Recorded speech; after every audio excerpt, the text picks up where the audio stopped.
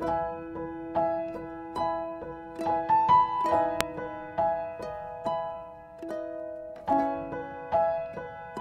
hindi na nga nakapagpigil pa ang nakakatandang kapatid ni President Bongbong Marcos na si Amy Marcos. Ito nga ay matapos na makarating dito na patuloy pa rin ang paninira ng mag-ama sa kanyang kapatid. Ayon sa panayam kay Amy, kaya umano nilang ilabas ang mga resibo na magpapatunay na hindi nila pinagnanakawan ang sambayanang Pilipino. Ang alam lang umano ngayon ni Amy ay hindi umano kayang maglabas ng resibo ni Sara Duterte, kaya naman nililihis nito ang isyu patungkol sa ninakaw nito sa confidential funds. Narito panoorin kung paano nabuko ng Quadcom ang mga anolyang ginawa ng mag-amang Sara at Rodrigo Duterte.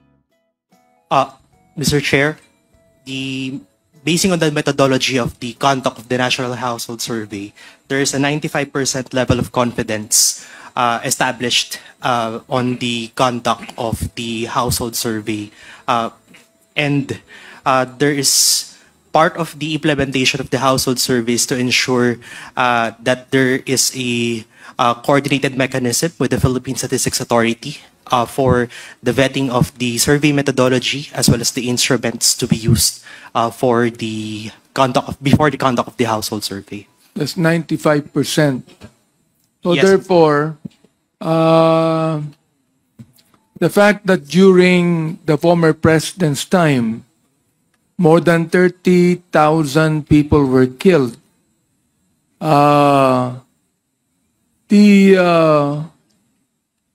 war on drug was not actually that effective, considering all the killings done.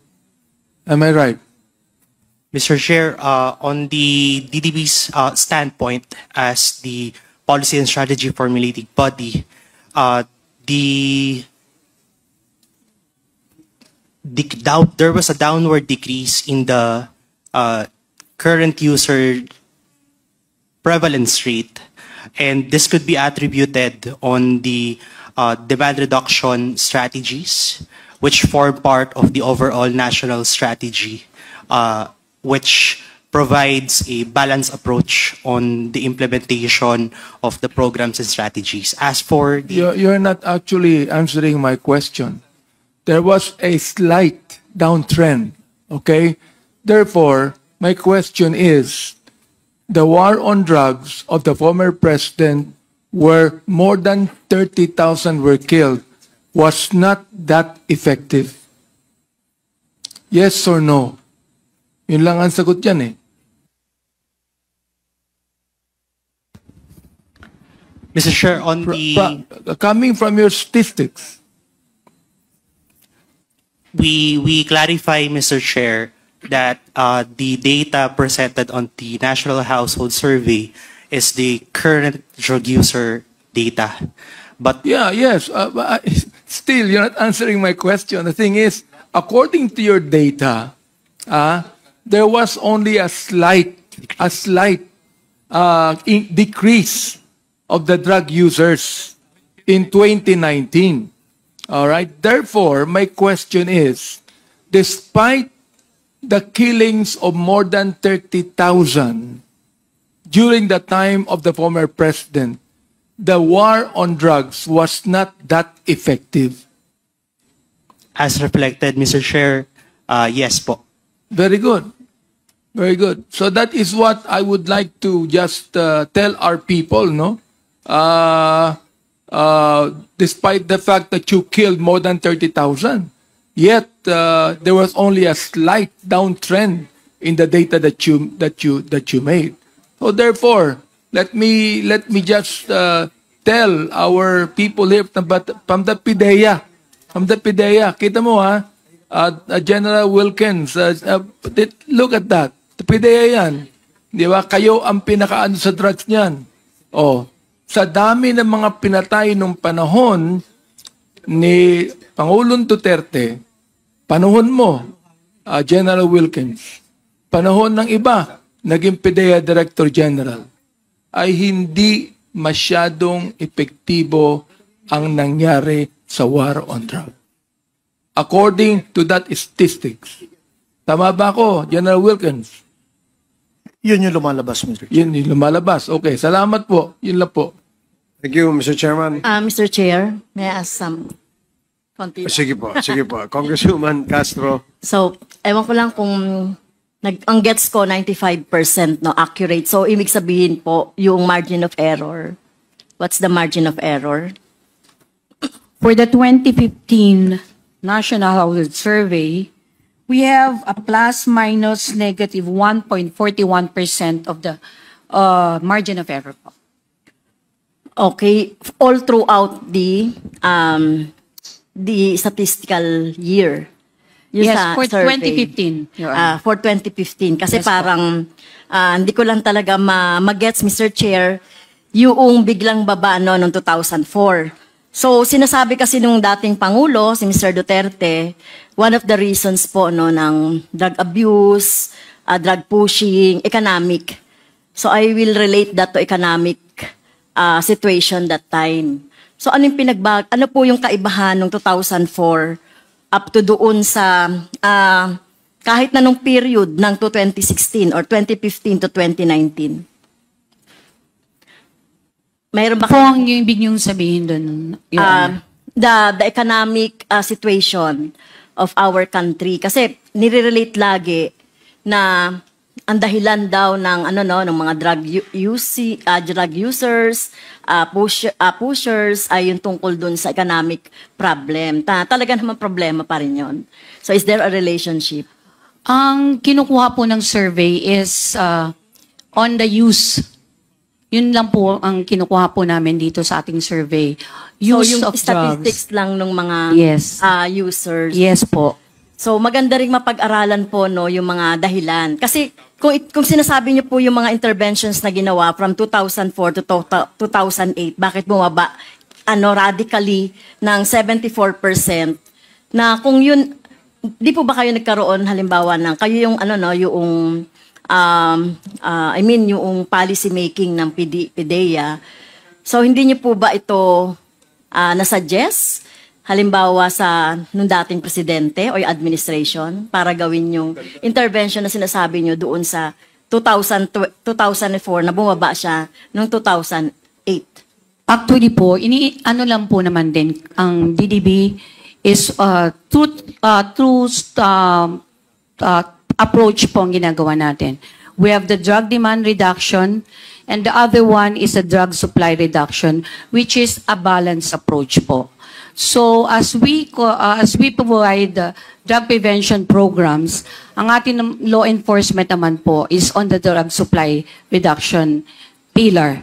Okay. So yun po yung ginagawa po nating approach. Okay. So last question na po. Bumaba na ba yung supply at this point po? I think the most, ang makakapagsagot po niyan is our law enforcement agencies since they are the ones that provide the data on this. Okay. Thank you, Mr. Chair. Meron ba ditong law enforcement agency? PNP or... So, thank you. Wala na? Wala na pong PNP dito, Mr. Chair? Wala ba? Wala nang... sino in particular sa PNP, Congresswoman Castro, you'd like Nung to... kasi tinatanong ko, Mr. Chair, bumaba na ba yung supply from 2016 to 2023 based dun sa survey? So sabi nila, law enforcement daw yung mga kaalam. To clarify po, Mr. Chair, hindi po hagip sa household survey po yung enforcement data, which includes po yung seizures. So we best recommend po that this question be coursed through to our law enforcement agencies. Thank you, Anyway, Mr. Chair. Mr. Chair, wala na yung PNP. Sila na lang tanungin ko later. On the next meeting. Thank you, Mr. Chair. Okay, thank you, Congresswoman Castro. The first to interpolate the presentation of Senator Trillanes is Congressman Rog Gutierrez. But before that, just one clarificatory question sa PSA. Yung survey na ginawa ng DDB, do you confirm that that is an accurate survey result? Your Honor, good evening. What we can confirm is that it underwent the survey clearance processes. So the survey clearance process is a mechanism for government agencies to secure a clearance on the methodologies. Say, for example, if they have a sampling design, it should be a probability design of sampling. The way to interpret the data, something like that. So all of these methodologies are included and must be taken into consideration for that government agency to conduct the specific survey that they want to conduct. Okay, sige, salamat. Pero dun ba sa results ng 1.1 million, does that mean that you have surveyed and asked questions to that number of people? Yes, Yung Your 1 Honor. million? So yun, ano? Hindi yan kagaya ng normal survey that you only have sample size. So dito, actual number.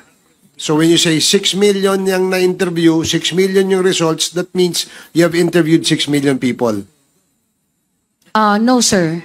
What we mean here is an estimate of the population.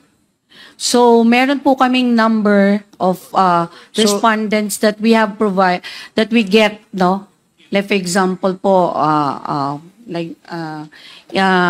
data on 2023, we have 12,495 respondents, which is taken from the general population po of 10 to 69 years old, which is 86,498,895. At doon po namin kinuha yung estimate based on statistics that and science-based data po.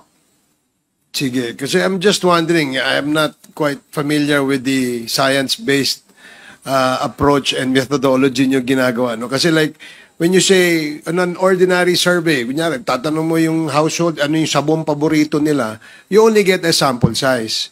Sa drugs ba, ganyan din, sample size? Doon din po yung ginawa namin dito, sir. We get a representative sample. So, ibig From sabihin, the general population at randomly selected po ito. sige, okay, sige. Salamat po. Thank you po. So, the first to interpolate is Congressman Rog Gutierrez. You're right. You have 10 minutes. Thank you, Mr. Chair. Mr. Chair, before I ask the good senator, just on those points earlier with the DDP, I'd like to ask them po, to the Dangerous Drugs Board po, Mr. Chair, if I'd like to ask them. DDB? Sorry. Mr. Chair, thank you. To DDB lang po, I hope you understand. We're not here to argue po, no? You're the experts, kayo po talagang nakakalam sa statistics. Ngunit, I think you'd understand our surprise po, no, with your results. Just to really hammer down, sabi po niyo 95% sure, you have the statistical background to back it up. However, I think we'd find it hard to believe po, no? Because when we're talking about this, especially on the topic of drug use, there would be a strong response bias to this po, no? Because this is not necessarily a behavior that you would willingly admit to in a survey. And I'm sure you have the science to back it up, that you consider this pa rin, but you still remain positively confident in the numbers, the estimates that you've given. Yes. Yes, Mr. Chair. The survey instruments and the methodologies were framed in such a way that will still maintain the authenticity of the answers of the respondents as much as possible. And despite this, there's no observable difference given the drug war. I mean, I think that's where most of the congressmen are expressing their disbelief. Because you have your survey, your data points are 2015 and 2019, tama po ba? Yet, during supposedly the peak of the drug war between 2016 to 2018, it's had only an effect of 4% for drug users. For the drug users. And based on the data presented from the National Household Survey, yes, but we emphasize that there is a continuous downward trend, which could be attributed on the policies, systems, and mechanisms that has been institutionalized through the National Anti-Drug Strategy Framework, which we are implementing on both drug supply and drug demand reduction, together with all the task agencies. mandated to implement these in their respective programs and priorities. Thank you. And just to be clear, the DDB, just to distinguish the difference, the DDB is more on the policy consideration side in support of the Office of the President, while the PDEA is the drug enforcement side po, no? Yes, Mr. Chair. Do you make use of any other method of coming up with these estimates aside from your survey, or you're really just relying on this every 3-year household survey po? Specific for the drug user data, Mr. Chair, yes po. Okay. Thank you. Mr. Chair, I'd like to direct my next question to the PDEA through ASEC Gumban, perhaps. ASEC, good evening. Do you also, as the enforcement agency charged with, drug use, do you concern yourself also with statistics such as that on the drug users, or you're purely on the drug supply side lang po? We get the data also from Dangerous Drugs Board regarding how many users that we have. Okay, so that is the accurate one. So you make use of the DDB statistics also. So the PDEA would likewise stand by the statistics that are presented by Yes, DDB. Mr. Chair. So it's shocking to see po, no? I agree with the finding, the conclusion of Congressman Abante. Nakakagulat po, no? Na despite the drug war from 2016, it would appear there was no tangible acceptable difference po, no reduction in the drug users. So that's something I think that the committee would have to consider in its committee report in relation to the drugs and EJK portion of the Quad. With that, Mr. Chair, I thank you, DDB and PDEA. I'd like to now ask former Senator Trillanes regarding the presentation earlier. Senator, good evening po. Good evening, Mr. Chairman. Mr. Chair, I'll make this short, just a few slides. I'm sure the other colleagues have some questions. Pero nabanggit po ni... just as a background po, former Senator Trillanes, can you give us a background of how you would be the right person to explain po yung Las Cañas affidavit? Because as we understand, of course, unfortunately, as much as we'd want to have Las Cañas present the affidavit himself, he's not around. What is your experience or relation po to Las Cañas that you would be presenting his testimony here tonight? When he was still in the country, kami po yung nag-provide sa kanya ng security and safe houses, no? Then ang ginawa nila Duterte and ng DOJ, they filed they fabricated cases against him para ma-issuean siya ng warrant at makulong siya, ma-silence siya. So by then he was able to slip out of the country even before the warrant was issued. And we facilitated that, no? Kasi hindi pa naman siya fugitive, so we're still not breaking any laws. So we were able to do that at they made sure na no? They followed through, kinancel po yung kanyang passport at pinasahan siya ng red notice sa Interpol. But by then nakapag-seek siya ng asylum somewhere. So, yan po ang background nun. Then, since kami po yung unang nag-file ng communication at sa ICC, meron po kaming coordination with them. We pass information with them and hindi po yan unpatriotic, no? In fact, on the contrary, that is a patriotic thing to do noong mga panahon na walang masilungan o masakluluhan ang mga kababayan natin. We did the right thing. Member pa tayo ng ICC at that time, no? Hindi po tayo we're not dealing with some shady organization. So, kuwan po, nagkakaroon po ng ugnayan through intermediaries. Tapos eventually nga, we were able to get hold of that 186-page affidavit. Then meron siyang video na patutuo while he's signing, and yung conclusion binasa po niya. So yun po ang naging kuha namin. Standpoint. Sabi ko nga po,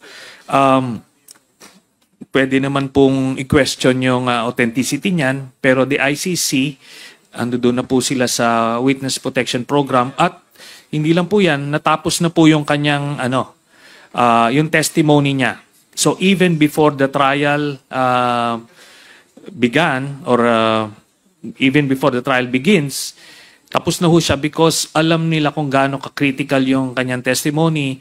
So to rule out any scenario na habulin siya ng mga assassins para ma-preempt yung trial, nakuha na po. So, duly represented yung camp ni Duterte ng isang ICC-appointed defense lawyer. So, the rights of both parties were protected. Thank you. So, Senator Trillanes, your relation po with Las Cañas is you've helped facilitate the cooperation po with the ICC, tama po. So, although the affidavit might not be, he's not here to testify it on his behalf, you would necessarily have knowledge po of the facts that at least that he relayed to you prior to his having left the country, tama po ba? Opo. Exhaustively, we interviewed him. No, and one particular trait of Mr. Las Cañas, as I mentioned earlier, meron siyang photographic memory. He can rattle off names, places. Talagang at we did a lot of vetting, validation ng mga sinasabi niya at nag-check out.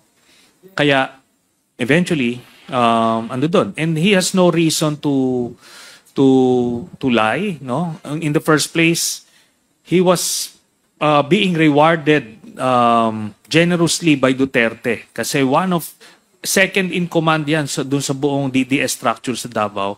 So he was rewarded generously at pati nung nagkaroon siya ng kidney transplant, binigyan siya ng pinacilitate yon. Pero talagang nagkaroon siya ng some form of epiphany. It's so powerful na hindi niya talagang in his words parang he had to turn to the light, no? And kahit na ni-risk niya yung buhay niya, buhay ng pamilya niya, but gusto niya ng some form of redemption.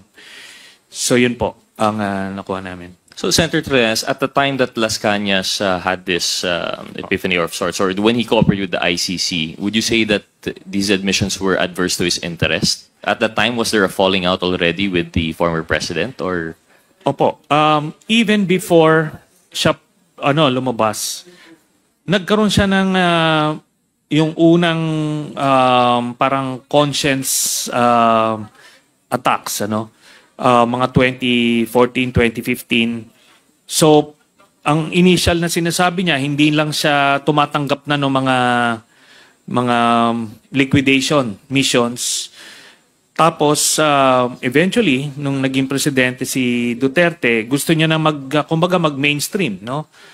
Kaso, binigyan siya ng mission which was to have me killed, no? Hindi niya na kinaya yon, hindi niya na tinanggap. Pumunta muna siya sa mga religious personalities. Then itong mga religious personalities eventually ang nag-arrange sa amin na ma-interview siya. But he appeared initially sa Senate kasi talagang binantayan siya ng husto. So nagsinungaling siya, the first appearance. Then after the New Year of 2016, na siya. Completely nag-turn na siya. He wanted to tell all. Even dito siya nagsabi sa Pilipinas at the risk of his own life. Kaso nung nakita namin that we cannot protect him anymore, tinulungan namin yung paglabas niya out of the country. Thank you. Senator, so with that po, as much as we'd like to give credence to the testimony of Mr. Las Cañas, we'd still have to vet and, Yes. perhaps we just only prove it through circumstance na lang po, no? Yes. He mentioned, and as you presented, a few names that were allegedly yung mga competition daw po ni Mr. Yang, Michael Yang. And I think some of the names mentioned were Alan Yap, Danny Ong, and Philip Lam. Yes. And Joel Ko. Senator Trillanes, all of these cases of kidnapping po, yung kidnapping incidents, these are all drug-related po ba? Yes. Ang ginagawa kasi sa kanila, parang yung dito sa yung sa testimony ni Colonel Garma, merong parallel structure. There is the regular police organization, then meron silang special operations group. Yan yon ang ito yung heinous crime investigation unit. So kaya ganon. So when they do the liquidations, wala na mag-iimbestiga kasi sila po yon, no? So binibigyan sila ng information, itong tao na ito ay drug pusher or drug dealer. So yun na yun, they will execute sila. So yun ang information sa kanya. Pero ang sinabi niya dito sa apat na ito, pinagkakitaan pa nila. Binigyan sila ng authority na kidnapin muna, abduct, tapos kontakin yung pamilya para magkuha ng ransom para daw tumaas yung kanilang operational funds. Yes. Senator, would you know if these 4 cases were investigated? These were all in one locality po ba sa Davao? All in Davao City, Mr. Chairman. And sabi nga niya, lahat po ito nasa record. They can check out the Davao City Police Office to record. Tsaka may mga kamag-anak po ito. Sabi niya, nagbigay itong mga ito. Kaya he's very confident about all of these cases that he revealed dun sa kanyang affidavit. Mr. Chairman, do we have a representative of the PNP? I don't think meron po, no? So, Mr. Chair, may we ask PIDEA po siguro through ASEC Gumban? Mr. Chair, are we familiar with these cases po? Yung kay Alan Yap, Danny Ong, and Philip Lam? And I think Joel Ko? Joel Ko. Joel Ko? Yes. We'll check with the records, Mr. Chair. We'll check with our records. We'll just request po siguro from the PDA if they can give submit to the committee po records on this alleged kidnappings, allegedly drug-related kidnappings. Likewise, Mr. Chair, we'd also like to request a report siguro from the PNP. I understand we've had some representatives earlier, pero baka wala na po sila. And probably they would not be the right persons po, no, through the committee secretariat. Or are they present now? Mr. Chairman, idagdag ko lang, Mr. Chairman, na minention din niya one specific case na inutos ni Duterte, nag-pass through kay Bongo, is itong kay Christopher Yu, who was killed dito daw sa City of Dreams noong 2016, just a few weeks or months into their presidency. So, verifiable siya.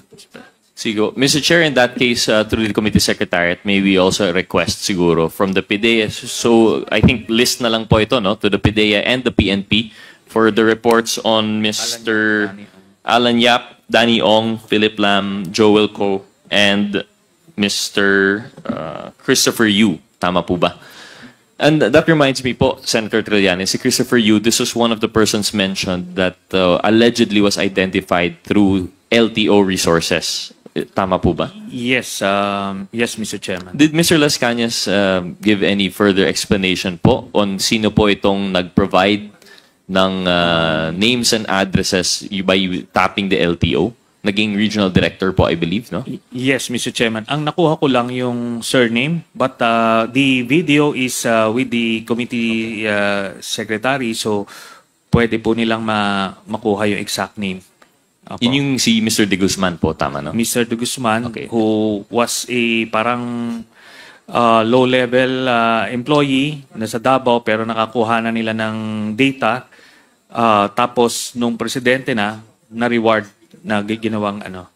In that case, Mr. Chair, may we ask through the committee secretariat siguro confirmation from the LTO for a certain Mr. De Guzman who was in the area of Davao during that time. And perhaps if the committee is so like-minded, we could invite him at another time.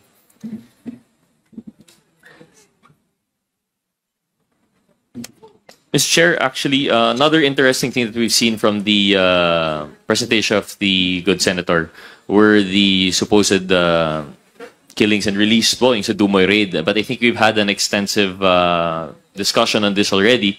I think we'll all be just waiting for the invitation of SPO for SPO4 Carillo po, no? Yes. So I think we've already heard earlier na on the side of the PDEA, they've said nag-turn over sa BID. Yung BID naman, they said nag-release or turn over. So I think we'll have to rely on the invitation for SPO Carillo. So I don't think I'll have any further questions on that. Mr. Chairman, I think very critical din yung sa Bureau of Immigration. If indeed tinurn over nila Director Wilkins Villanueva yung 11 na Chinese. And if so, kung totoong, ito nga, nag-intervene si Duterte, as mentioned dun sa news article, because we maintain na if Las Cañas were to be believed, pinatay niya na nung January 1, early morning, itong 11 na ito. So, fiction na yung story that happened after.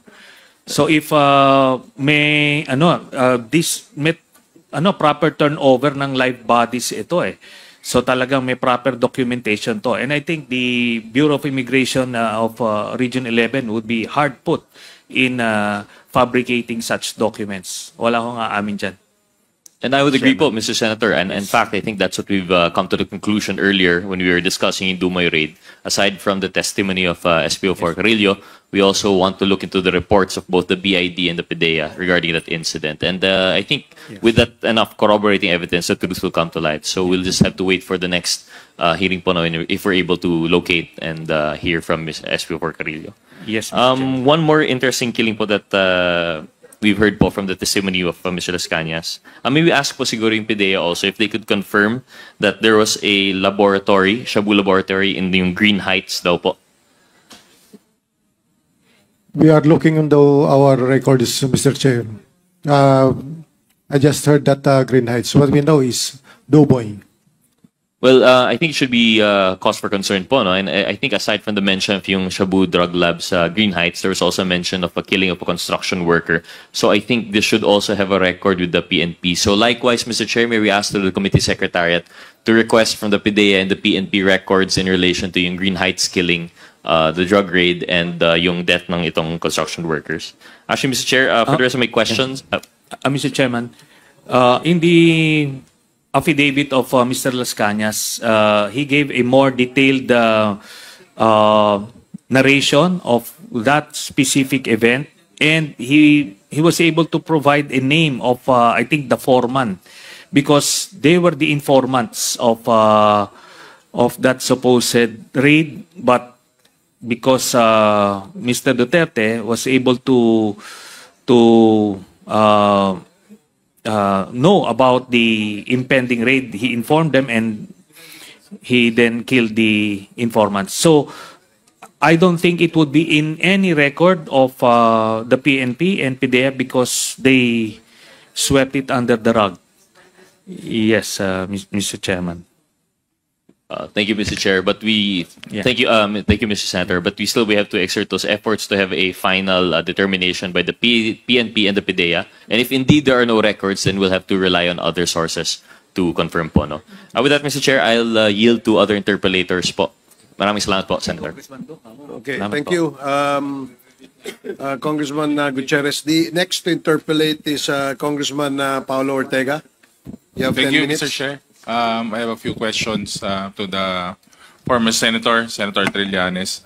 Former Senator Trillanes, sino po sa pagkakakilala nyo si Charlie Tan? Ano pong personalidad niya?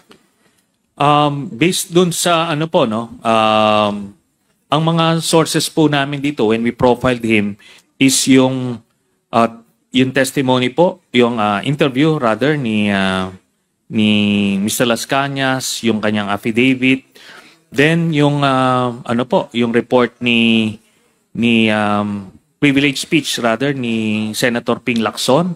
He was identified as one of the big players, and his name was also mentioned in the text messages of Mr. Mark Taguba. Tapos through our other informants, talagang big player siya ng smuggling, at ang dynamic nila as mentioned by Mr. Las Cañas, si Paulo Duterte ang kapartner niya si Charlie Tan. Si Michael Yang naman ang kapartner si Duterte.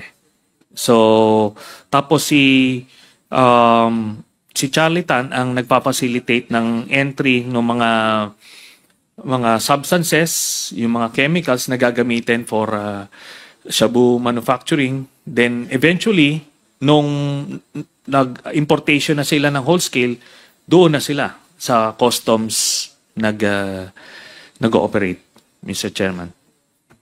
So, Mr. Chair, former Senator, we can say that Charlie Tan is directly involved. Kumbaga, big fish po siya. Big time player po talaga dito sa, can you say, smuggling and drug trade, Mr. former Senator? Yes, Mr. Chairman. Sinabi nga ni Las Cañas, sila yung triumvirate. Si Charlie Tan, Sammy Uy, and Michael Yang. During those times na hindi pa puputok itong mga pangalan na ito, doon niya nakita ito. 2001 sila nagsimula ng partnership. From what I heard, or what Mr. Las Cañas told us, nagsimula ito nung medyo nanganib yung return ni Duterte nung 2001 elections. So, naganap siya ng pondo, ito yung mga nagpondo sa kanya. And he was well aware that these are drug lords. So, doon siya nagsimula ng partnership nila. So, itong tatlo po na ito, Mr. Chairman. Thank you, former Senator. Mr. Chair, would like to ask sana yung PNP or NBI or PIDEA if is Charlie Tan a familiar name? Is he on the list? Ano pong pagkatao niya o pagkakakilala niyo sa kanya? I guess we can ask PIDEA, Mr. Chair. We will check on that personality, sir. We will dig in our records. Do we still have representatives from LRA and AMLAC?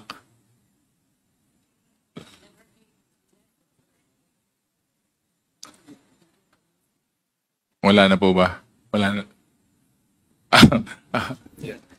You're looking for a PNP representative? LRA or AMLAC, LRA. Mr. Chair? Okay. Ang LRA and AMLAC has already left. Your Honor. Then I'll just raise the question in the air, Mr. Chair, na siyempre kailangan natin makita kung ano po yung pagkatao nitong si Charlie Tan and with regards to his properties, yung mga negosyo niya, at definitely yung pagkatao niya, Mr. Chair, we have to ask. And I'll take advantage of the presence of Mr. Abellera, Mr. Chair. Sir Abellera po, ano pong pagkakakilala nyo kay Charlie Tan? Do you know him personally or is he an acquaintance? Ano pong buong pagkatao niya if you know him, sir? Good evening. Kasama ko siya dati. Kainuman, kabarkada.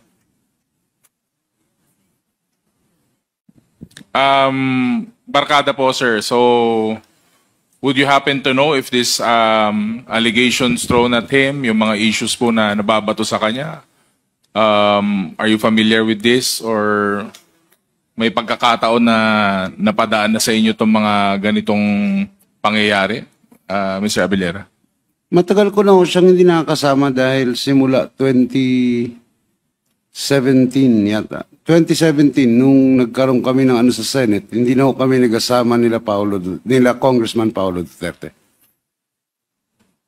Mr. Chair, Ginoong Abellera. So, ngayon po, sa punto na ngayon, wala na po kayong idea kung nasaan siya, anong ginagawa niya, or anong balita tungkol sa kanya? Ang alam ko po nasa Davao, pero hindi ko alam kung, hindi na ho kami nagkakita eh. Bira na ho.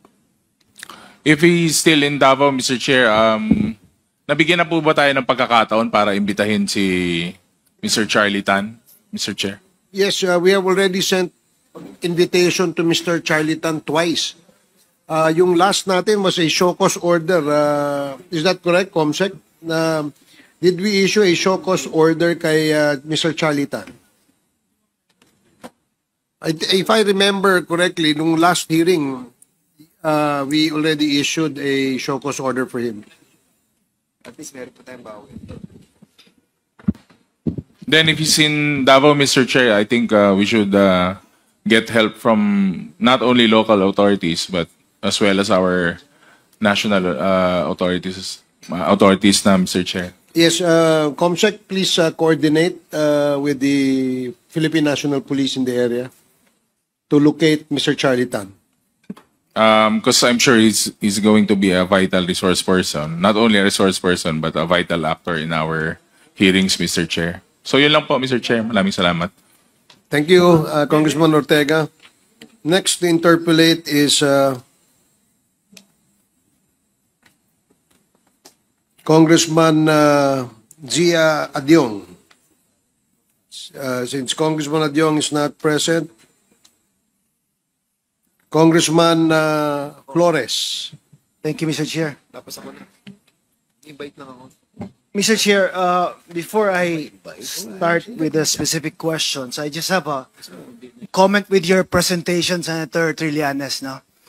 Because while you were making the presentation, kanina ko pa gusto ma-interrupt sana kasi most of your the information that you gave were actually available already in open sources, no? Like newspaper clippings and the affidavits of persons.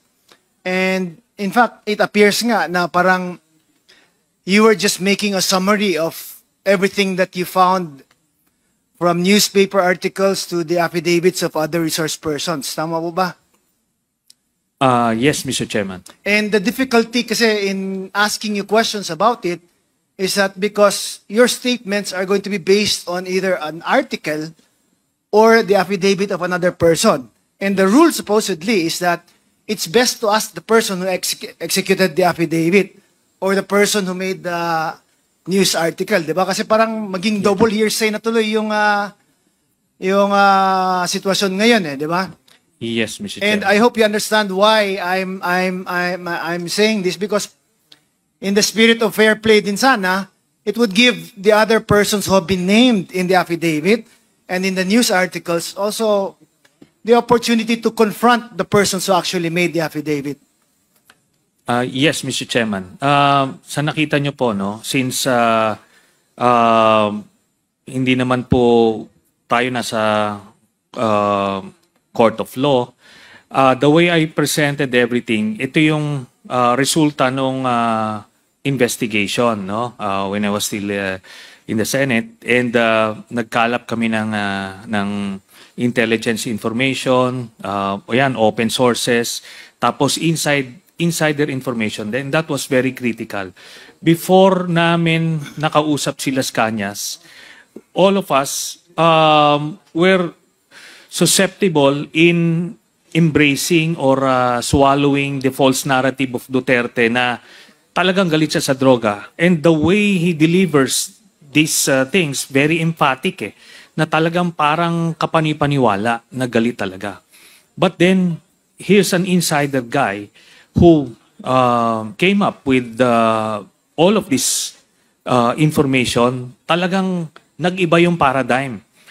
And ang difficulty namin at that time was how to communicate this new paradigm to the general public, because at that time, talagang kontrolado nila yung buong communications apparatus, and yun po ang difficulty. You are referring to Art Las Cañas? Yes, opo. Well, the issue I have with Art Las Cañas din kasi, kasi when he first appeared before the Senate ba yun? Yes. He was saying a different thing. In fact, he was defending then President Duterte. It was only a few months after where he recanted and made another statement about the involvement of then President Duterte about drugs. And every time kasi we present a witness na parang says something and then does another thing, medyo kami din ang natatamaan dyan di ba? Kasi it's parang coming from a tainted source. That's why I hope you understand my sentiments po, because I always want to protect also the integrity of this committee.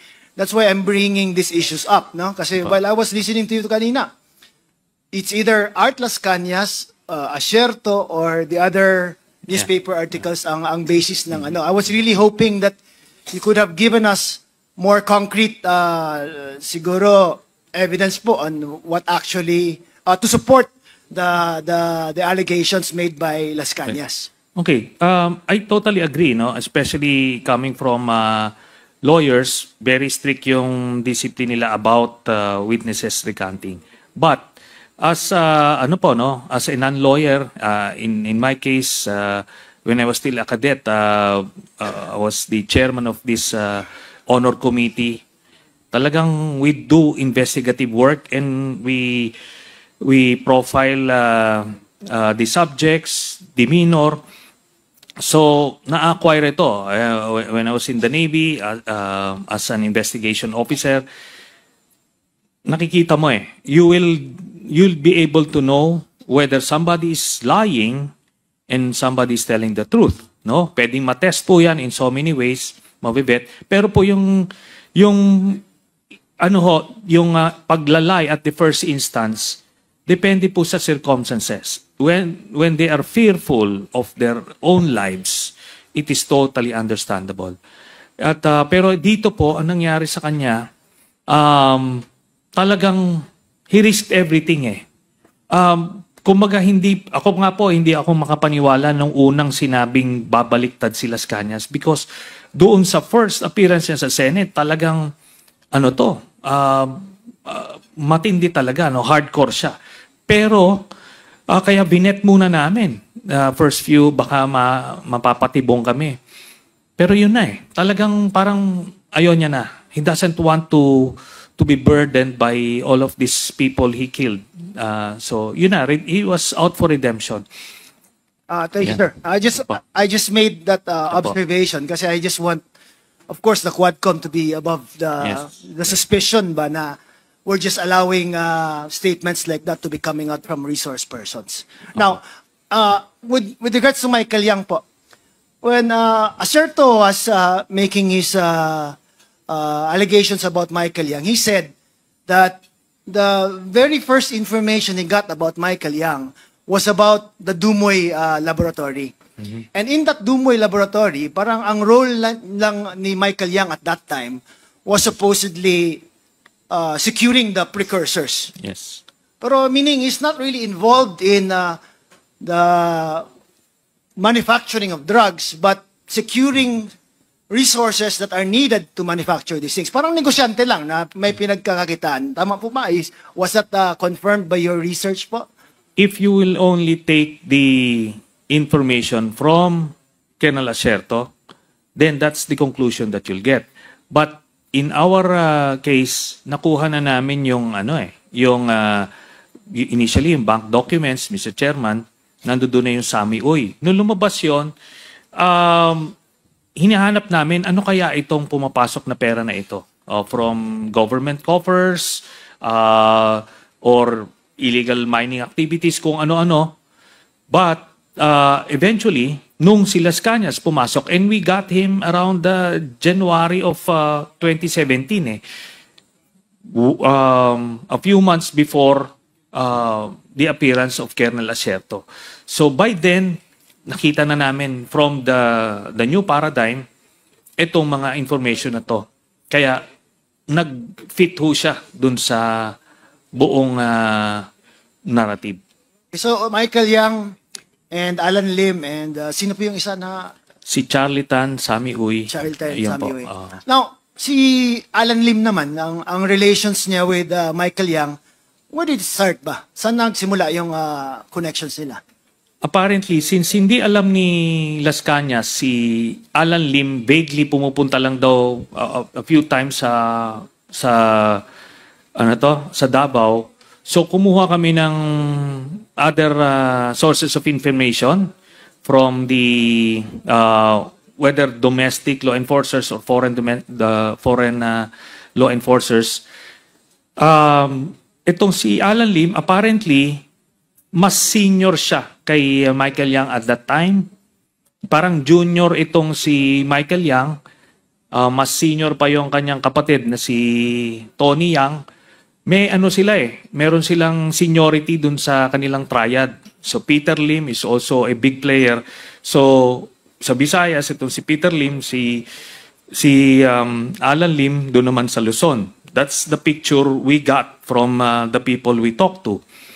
Tapos pero si Michael Yang naka-jackpot siya kasi yung connection niya with Duterte nag-pay off when he became president, kaya na-elevate siya, na fast-track yung kanyang promotion doon sa kanyang organization. Ganun po yun. Now, if you're saying na Michael Yang was using his siguro closeness with the former president to further his drug interest, why would he be content with just being economic advisor? Why not ask for a different position which would give him siguro more access to whatever he's doing, di ba? But that's a question that most people would say. Di ba kung involved siya sa drugs, bakit economic advisor lang ginawa? Wala naman niyang benefit to his business. Ito po yung benefit nun. Unang-una, he cannot be given a regular cabinet position because he is a Chinese national. No? So, yan yon. Yung economic advisor is just a title to project to the whole bureaucracy na ano ito, malakas itong tao na ito. That's going to afford him the protection that he needs, no? Yung connection do sa network kasi binabout siya. And yung pinag-uusapan kung paano nag-pay off yung kanyang closeness, dun sa family issue, yun po, di ba, lumabas. Kahit nasa labas siya, ang dami niya nakuhang kontrata because of that connection. At hindi pa po na may mention dito yung kinita nila dun sa Sinovac, no? Dun sa Sinovac, based dun sa mga nakuha naming dokumento, ay ano po yan, na-overprice niya ng 2,000 pesos per vial at bumili sila ng 50 million vials. So that's 100 billion pesos, no? Yun po ang pinakamalaking racket nila na nakuha because of that connection and protection, Mr. Chairman.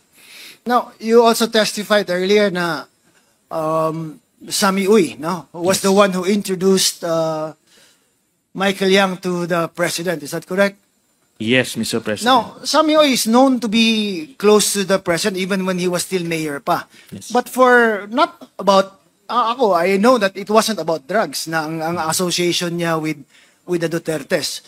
Paano naging biglang all of a sudden naging drugs to na angle na kung isipin natin it should have started way before kung yun man ang original intention ni Sammy Uy, di ba? Kasi he was already close to the president when the president was still mayor of Davao Yes, and it did start way before. According dun sa interview ni Las Cañas, nag-start po silang tatlo mag-engage kay Duterte noong 2001. At major campaign contributor sila noong una. Tapos, ito na nga. Sabi ko nga, yung pag-profile kasi kay Las Cañas as an insider, as an inside man, it's either you will believe everything or you don't believe anything. Di ba? So, kaya nung una naming binebet ito si Las Cañas, we were validating everything. Kumbaga, ano bang motivation itong mamang ito?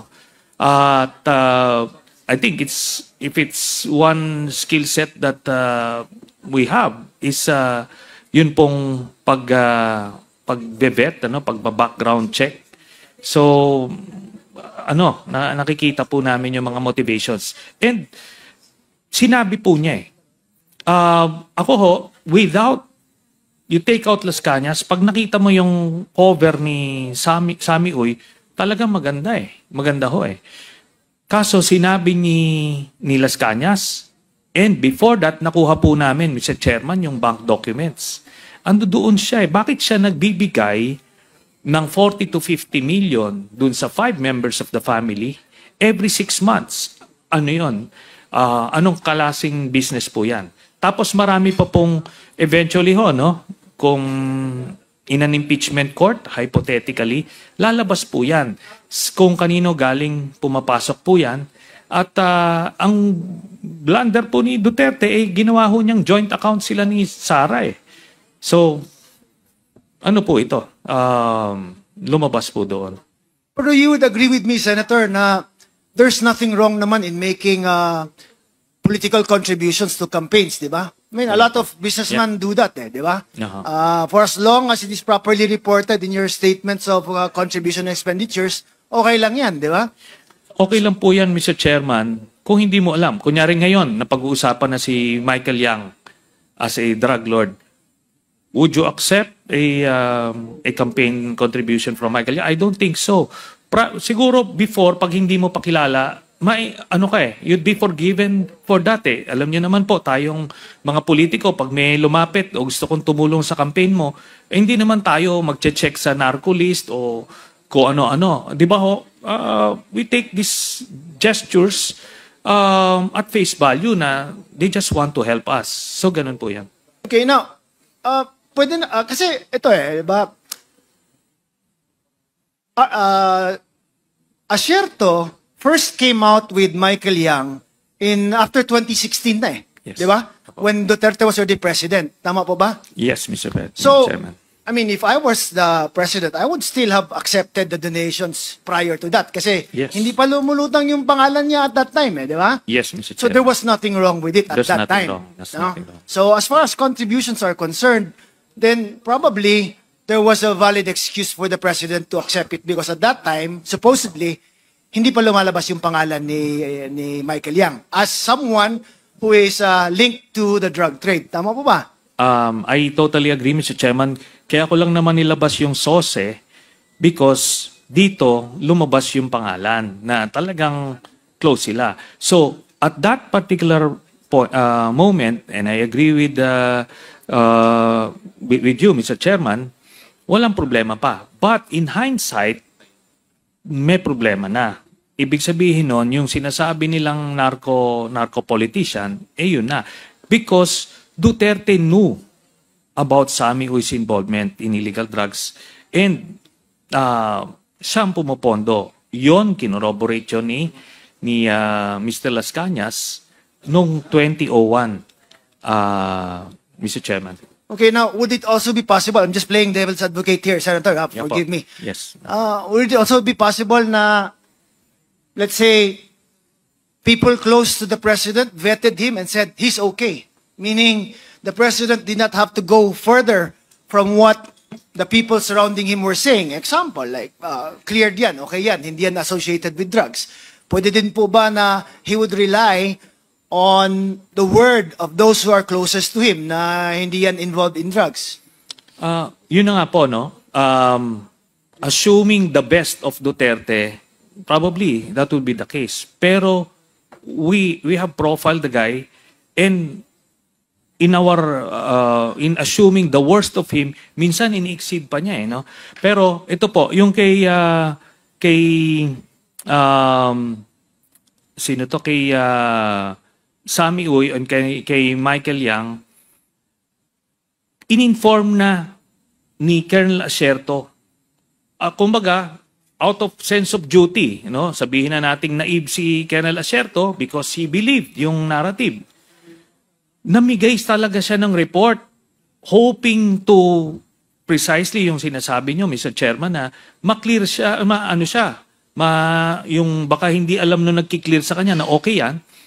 Kaso baliktad yung reaction niya Kung totoong he had nothing to do with Mr. Yang, ang gagawin niya nung nakita niya yon, first thing toxic yan, ilayo nyo yan sa akin. Or, kung talagang pinapapatay niya yung mga drug lords, dapat napatay na po yun. Yun po, Mr. Chairman. Kuha namin paano siya magtago at mag-protect dun sa ultimate drug lord dito, which was Michael Yang. I'll proceed. Okay. Next. So, ito. Sige po. Sir, nabanggit niyo po na may laboratory, Shabu Laboratory ata sabi niyo po itong si dating Pangulong Rodrigo Duterte. Sir, baka pwede niyo pong i-describe kung ano pong laboratorio to, saan po to dating makikita, ano po yung mga operasyon doon, sir, baka pwede niyo pong i-detalye para sa ating mga kasamahan sa media. Okay. mga year 2021 nung bumalik siya, 2002, inassign niya ako na mag-security sa isang kanyang mga Filipino-Chinese kaibigan, particularly Sammy in Charlie Tan and Michael Yang, na nagtayo daw ng isang canfish factory sa Dumoy Toril, which is naniwala naman ako, kasama ko dito si SPO4 Sanson Binaventura. Kami nag-escort sa mga van na lumalabas sa ninawalaan ko na isang canfish factory sa Dumoy Toril at the time na binamanage po ito ni Michael Yang at ni Sammy Oy at ni Charlie Tan. Nagde-deliver po sila ng mga allegedly sardines, finished product ng mga sardines for export to Malaysia. Gamit po nila yung Toril Fish Port na malapit lang po sa Cebu Laboratory na ito. 3 kilometers lang. Kami nag-escort ni Sunny. And then ang nirintahan ni Charlie Tan na mga fishing boat going to Malaysia at the time ay yung kay Mr. Cascabil ng Toril Fish Port. Then nadiskubrihan ko na lang po na sa Cebu Laboratory pala ito lahat nung na-raid na po ito ni Police Captain Asierto. Wala kaming nakita ni isang tinapa. So, ito po, no, nakita nyo how graphic or how detailed yung kanyang mga descriptions kasi insider siya. And dito natin makakita ang PIDEA Chief, Regional Director ng Region 11, no? Itong si Director Wilkins Villanueva. These Cebu laboratories were operating under his nose precisely because, as mentioned by Mr. Las Cañas, ay kasabwat itong si Wilkins Villanueva, and just like yung paanong ginawa kay Garma, prinomote, paano ginawa dun sa taga-LTO, prinomote, ito pong si Wilkins Villanueva, ginawang PIDEA Chief to make sure na protektado yung kanyang kartel. Kaya nga hanggang ngayon, hindi niya masabi na si Michael Yang ay nasa PIDEA narcolist kahit na itong kanyang mista na si Colonel Asierto ay nag-submit na ng report as early as 2016, 2017 sa iba't ibang ahensya. At nabalita na yon, yung Michael Yang na yan, ilang forum na lumabas pangalan, pero dahil itong protector na si Wilkins Villanueva, yun yung kanyang role dito sa Duterte Drug Syndicate. Next. Sir, nabanggit niyo po na may... At isa pa, nakadiscovery ako sa Green Heights Subdivision ng another Cebu Laboratory na papabayari ni Sammy Oy at ni Michael Yang. Anong ginawa ni Mayor Rodrigo Roa Duterte? Pinagpapatay ang mga construction worker sa grupo ni SPO4 Benvenido Laud in the presence of Sammy Oy and a Filipino-Chinese woman. I only name her as Miss X. Si Duterte walang ginawa. Mag-apply ako ng search warrant doon, kay huhulihin ko na sana ito. Pero anong ginawa ni Duterte? Misread kami. 3 Cebu Laboratory ang nadiskubrihan sa Davao City during his mayorship. So ito ho, no? Pagka meron silang natutumbok na Cebu Laboratory, according to Mr. Las Cañas, mag-a-apply sila ng search warrant at ire-report nila kay Mr. Duterte. And ang ginagawa ni Duterte, tinitimbrihan niya yung mga drug lords, sila Michael Yang, sila Sammy Oy, para walang maaabutan doon itong sina Las Cañas. Tapos yung mga informant niya na yung 11 construction workers, yun ang pinapatay. Tapos diyan sa affidavit na yan ni Mr. Las Cañas, sinabi niya na binilin sa kanya ni Duterte na makikinig kayo sa instructions ni Sammy Oy. So parang that is his way na to declare to everyone na tao ko to, Huwag niyong gagalawin ito. Ginawa na rin yan eventually, mamaya papakita natin dun sa case ni Michael Yang. Next. Ano daw pong kaugnayan itong si Mayor Paruhino sa mga Duterte sa kanilang mga illegal na gawain? Yes. Si Mayor Aldong Paruhino ang in-charge sa Northern Manila na operasyon ng kapatid ni Michael Yang na mayroong Cebu Laboratory ito sa Osamis. Si Mayor Duterte naman ang in-charge dito sa Southern Mindanao, dito sa mga Cebu Laboratory ni Michael Yang, Sami-Oy at Cholitan. Pwede pa ulit po yung garang na Ano daw mission. pong kaugnayan itong si Mayor Paruhino sa mga Duterte sa kanilang mga illegal na gawain? Yes. Si Mayor Aldong Paruhino ang in-charge sa Northern Manila na operasyon ng kapatid ni Michael Yang na mayroong Cebu Laboratory ito sa Osamis. Si Mayor Duterte naman ang in-charge dito sa Southern Mindanao, dito sa mga Cebu Laboratory ni Michael Yang, Sami-Oy at Cholitan. Okay, dito po sa video na ito, dito sa tanong na yon, sinabi niya ang relationship ni Paruhinog at ni Duterte at the time, nung mayor pa lang si Duterte, ay yung Northern Mindanao ang in charge ay sa distribution ay si Paruhinog, na ang drug lord partner ay yun si Tony Yang, yung kapatid ni Michael Yang. Tapos sa Southern Mindanao, si Michael Yang, Sami-Oy at Charlie Tan, yun naman ang kanilang mga kapartner dito sa Southern Mindanao. Para yung distribution ay hindi sila nag-overlap. Next. Ando doon po yan, doon sa 186 pages na affidavit ni Mr. Las Cañas. So ando doon lahat yan. So, isa-isahin po natin yung mga personalities na minention ni Mr. Las Cañas. While sa kanya yung insider information, titignan natin from other sources para ma-validate o ma-corroborate yung kanyang mga statements. So unahin po natin si Charlie Tan. Next. Dun sa privilege speech po ni Senator Ping Lacson, ito daw yung mga big players ng customs at the time. Ito pong si David Tan, ito po yung tinatawag din nilang Davidson Bangayan. Andiyan siya. Ito yung sinabi ni Duterte na pupugutan niya ng ulo back in 2012, I think, pagka daw nag-operate ito sa Davao. Pero to this day, this guy is operating sa Davao and has been one of the major campaign donors of Duterte. Ito naman si Teves Group. Ito rin po, itong si Arnie Teves, na former congressman. Ito po ay siya ang distributor ng droga sa Western Mindanao, Western Visayas rather. Kaya ano ito, he was one of the untouchables nung panahon ni Duterte. Then dito, yung Davao Group. Itong Davao Group, hinimay ito. Next slide, please.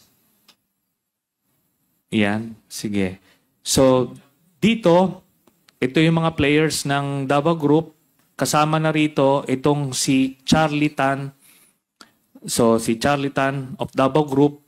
Ngayon yan sila, meron yan, ang kapartner niya dito sa Bureau of Customs ay si Man Scarpio at si Pulong. No, mamaya, papakita natin yung kanilang partnership.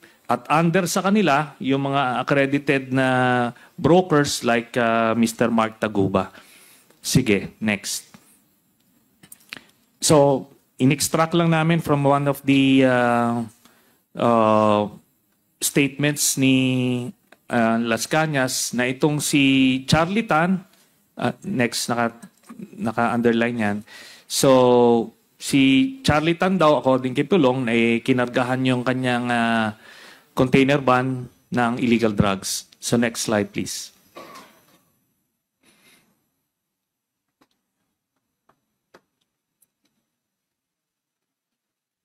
Okay.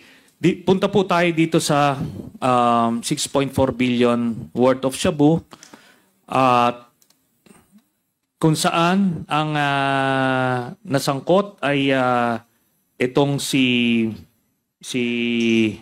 Mr. Mark Taguba at ilang mga mid-level players, no? Next.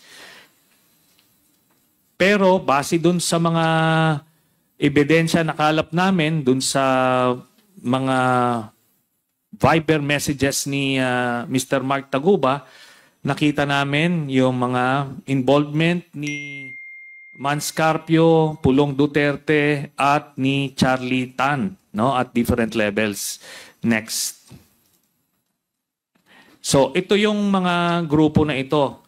Itong si Pulong Duterte at itong si Small Abellera, ito yung kanyang bagman, no? I think andito siya. Siya yung councilor ng Davao.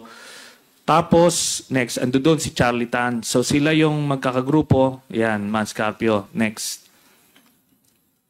So ito, dito nyo makikita kung gaano ano sila, ka-privileged nung panahon na yun. You don't just do that.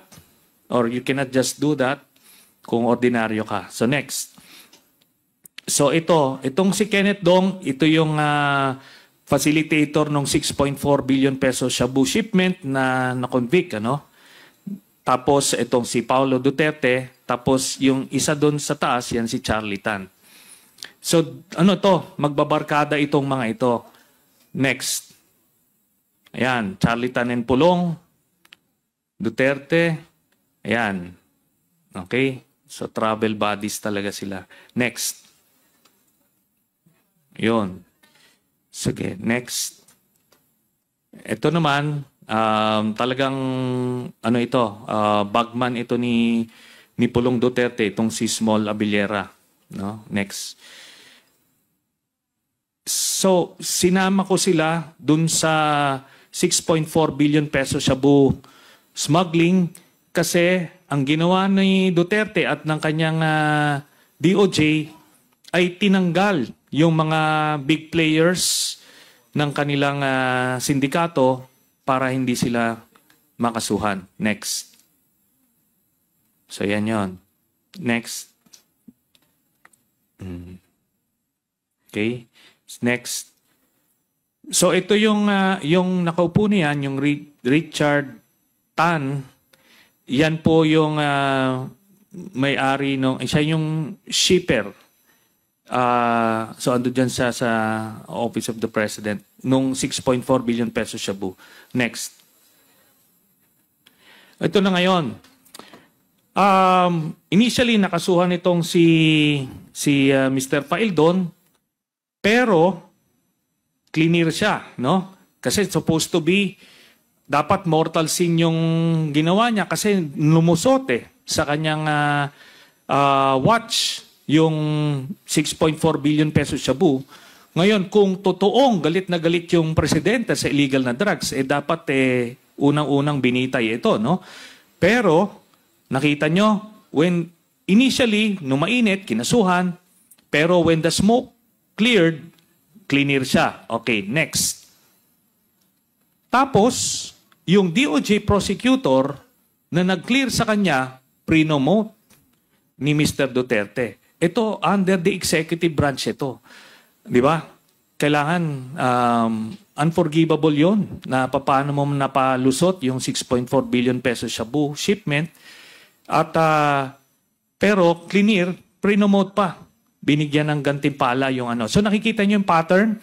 Pagka gumagawa ka ng mga trabaho sa kanya, gagantimpalaan ka. No? Kagaya ng ginawa dito kay Wilkins Villanueva, kay Garma, at ito dito sa prosecutor na to. Next. Pulong Duterte. Sige, please. Please. Nasabi ko rin po sa Vera Files interview na involved din sa smuggling. Itong si Congressman Pulong Duterte. Pakidetali nga po ito. Ginawa po niya akong frontman sa smuggling activity sa Port of Davao nung siya ang vice mayor. So pumayag ako and then kinausap ko si Customs Collector Attorney Bangkoy Attorney Edward Iboco, ang assistant, and then yung chief ng assessment na si Attorney Valdez. In fact, every week nag-deliver ako ng pira sa kanila. To si Attorney Bangkoy as collector, 2 to 3 million per week yan. And then yung si Edward Iboco, 1 to 2 million per week. Depende yan sa arrival ng mga container van ni Paulo Duterte. Nagwe-withdraw po kami ni Mark Suico ng pera every Friday po ito sa 3 bangko. Number 1, BDO. Number 2 is Swiss Bank. And number 3, Mindanao Network Bank. Ito po ang rule ko. Nag-escort ako ng bribe money per instruction po ni Vice Mayor Paulo Duterte. Sa tingin niyo po ba, tuloy pa rin din ang smuggling operations nila? Sa tingin ko po, hindi lang po Port of Davao. National na po ito na activities kasi si Pulong is very powerful na ngayon. Kung maririnig natin sa mga balita sa national dito sa Port of Manila. Pero sa tingin ko, pinakamalakas talaga, hindi lang Port of Davao, yung iba-ibang port ng Mindanao. Tuloy-tuloy po ito kung hindi ito maimbestigahan. Nung kainitan ng pagkakasangkot mo dyan sa smuggling operations nitong mga Duterte, magkano inaabot nila sa iyo, Ginoong Lascana? Actually, inaalaw ni Pulong na mabigyan ako ng 50 to 75,000 pesos per week. Kasi ang trabaho ko is mag-export lang. Si Collector Bangkoy is 2 to 3, more or less, million peso. And then yung assistant niya, and then yung si Attorney Valdez ng assessment, si Colonel Albano ng Customs Intelligence ng Davao. Nag-deliver kami ni Mark Suico, more or less, mga 1 million peso per week. Ito every Friday, kasama yung kanyang secretary na si Ma'am Eunice. At hindi lang yan. Binibigyan ko rin si Colonel Kapuyan ng ISAP. Nakasama ko ako nag-escort ng Mark na 500,000 pesos more or less per week. And then Tubato de la Rosa na ako mismo nagbibigay ng 50,000 peso per week. Depende sa arrival ng mga containers. Pati si Royina Galma na si Mark Suico ang nagbibigay dito. Kay Pulong Duterte is pinadeliver sa akin ni Mike. Sometimes during Saturday morning na meron siyang share na I think kung hindi ko nagkamali mga 150,000 or more. So 350,000 per week lang ang kang Pulong. Pero I doubt it that it is true. But ako nag-deliver sa kanya per week. Mr. Lascana, meron po kayong mga binanggit na pangalan na mukhang hindi po familiar sa amin. Ano po ba sila? Mga pulis, militar, negosyante, or mga criminal syndicates po? Yeah. Military. Si Colonel Kapuyan ay isang colonel ng Intelligence Service ng Armed Forces of the Philippines. Si Bato de la Rosa naman na siyang Chief of Police ng Davao City at the time. At si Royena Garman naman ay siyang Chief of Police ng Santa Ana Police Station and Saksa Police Station kung saan na meron siyang jurisdictional operation sa Port of Davao. Yan po pagka-recall ko. So dito po, dinitalye ni Mr. Las Cañas yung role niya as the insider dun sa smuggling operations ni Pulong. Siya yung naghahatid ng mga mga payola nila dun sa iba't ibang officials ng customs ng Port of Davao at pinangalanan niya, no? These are verifiable information. Makikita nyo yung spontaneity niya at yung knowledge niya dun sa operations talaga. So makikita mo na talagang siya yung gumagawa. Tapos lumalabas dito si Pulong, nagbibigay siya ng payola dun sa mga critical officials ng Port of Davao, pero at the same time since siya yung smuggling king dun sa Port of Davao, meron din siyang tarang nakukuha from the other players. So dalawang ways yung pagkita niya dun sa mga kontrabandong pinapasok niya plus yung tara na binibigay sa kanya from the other smugglers. So yun, Mr. Chairman, yung mga pangalan doon that can easily be verified. At itong na-mention niya na si Colonel Kapuyan na binibigyan niya na taga-ISAP din, eventually lumabas ito dito sa 6.4 billion pesos shabu shipment na ang code name niya ay Big Brother, no? So naka-engage siya nito ni Mr. Mark Taguba. So ito na, may pinanggagalingan sila. Nagsimula sila sa Davao and nung naging presidente si Duterte, dito na sa buong Pilipinas. Next. Nasabi mo rin po sa... So ito, ilang mga headlines kung saan talagang alam na, no? As early as I think this is 2016, yan. Yan. Tapos ito, the Ser Davos of Davao. Ser Davos, ito yung sa Game of Thrones na smuggler, no? Na karakter. So siya yon. Next. Ayan, involvement in smuggling operations in Davao. So ito naman, from the, Philippine Anti-Smuggling Group. Ayan. Presidential Anti-Smuggling Group. So, smuggling activities in Davao City, ni Paulo Duterte. So, meron siyang kapartner, itong Glenn Escandor. So, meron siyang, report, may mga dero siya na ganito. So, next. Ito, may NBI, report din siya. Subject, alleged smuggling activities, intelligence report. So, ayan, sila pa rin, Glenn Escandor and Paulo Duterte, a big-time syndicate that is engaged in smuggling activities. So, this, nung pa lang, hindi pa presidente si Duterte. Incidentally, itong mga dossier na ito, ang nagbigay sa akin ito ay si late Speaker Prospero Nograles, no? So yan, apparently, and binalidate namin ito, talagang meron siyang ganyan report. Next. Okay. Sige, please.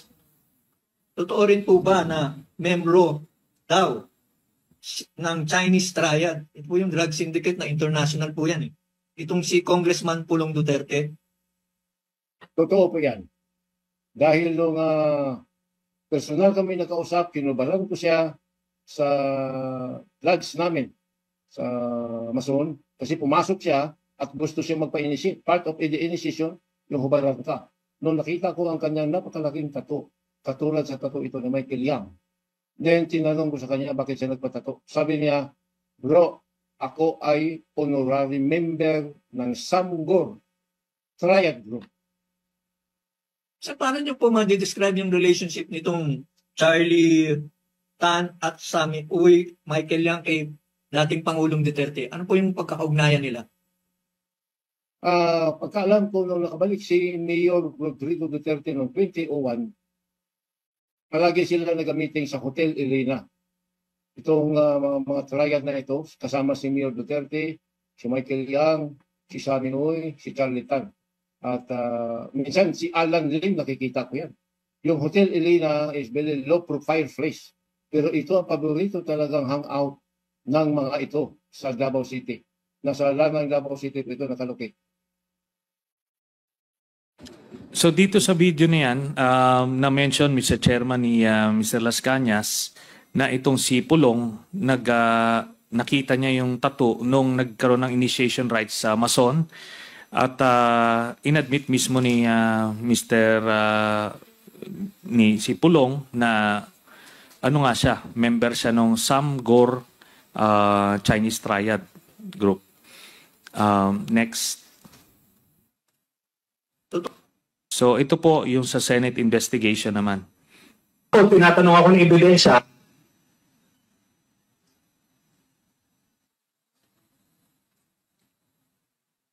ang ebidensya po ng membership ng triad yung tattoo mismo kasi meron siyang sacred digits. Ngayon, kung willing, itong si Vice Mayor Duterte, i-picture natin, tapos papadala natin sa USDA para i-decode. Kung willing ka lang naman. No way. Oh, no. Mr. Chairman, Mr. Chair, I'm sorry. Mr. Chair, no way. Okay. So, makita niyo, bakit? Kung wala naman yung tattoo na yan eh. Di ba? ano naman yung ibibigay mo yung picture sa amin? We can ask the Sergeant at Arms to accompany you. Kukuha na lang sa likod. Bibigay natin yung picture sa USDA para ma-decode kung saang faction ka. Are you willing? Are you willing to do that? No, Mr. Chair. Oh, no, bakit naman? Kung wala ka nang tinatago, kung tato lang naman dyan sa ano yan, pinagawa mo kung saan, you should not be afraid na may mapafind out dyan. Vice Mayor. I already answered the question, Mr. Chair. So, dito nakita natin, back in 2017, kung paano niya talagang binabantayan yung tattoo na yan. Kasi, hindi rin niya pwedeng mabura yan because according sa mga traditions or rules ng Chinese triad, pag dinis-own mo sila by doing that, hahantingin ka nila. So yan po. Next, please.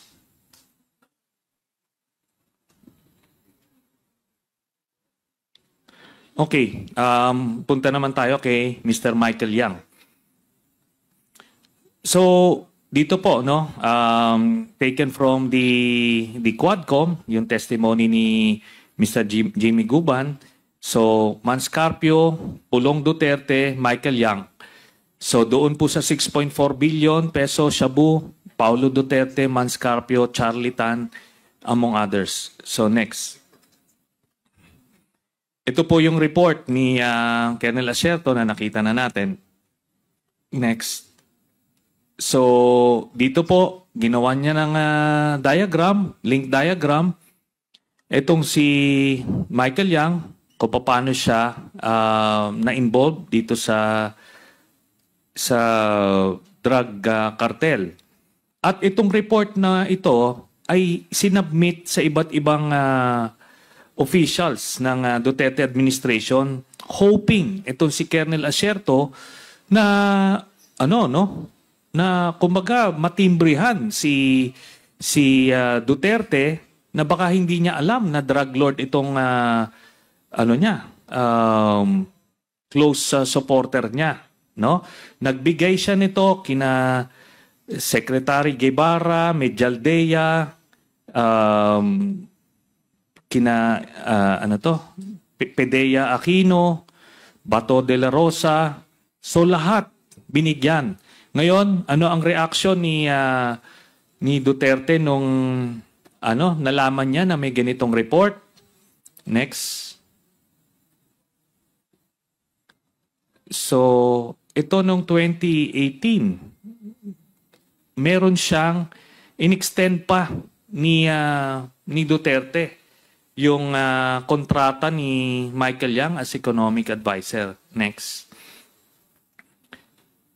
So ito yung kanyang slide, backlist. Iyan yung kanyang official calling card, Presidential Economic Advisor.